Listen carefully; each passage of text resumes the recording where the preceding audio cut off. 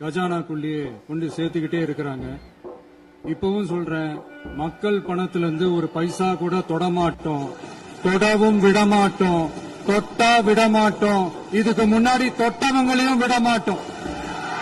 ஒவ்வொரு ஊழலா வெளியில வரும் போலயே, ஒவ்வொரு வேஷமா கலைஞ்சிரும் போலயே இங்க இருக்கிற நிறைய பேரு நடுங்கி போய்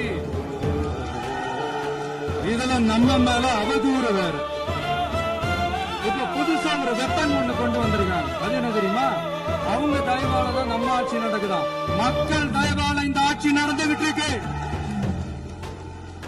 மனசாட்சி உள்ள சக்திகளோட ஆதரவால இந்த ஆட்சி நடந்துகிட்டு இருக்கு. நாங்க தான் அனுப்பி வச்சோம் அப்படின்றாங்க.